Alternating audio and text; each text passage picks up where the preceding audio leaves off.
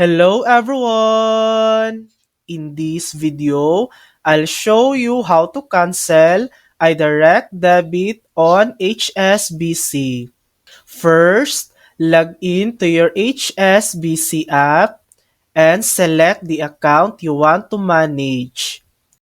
Next, tap on More and under More Actions, select Manage Future Payments.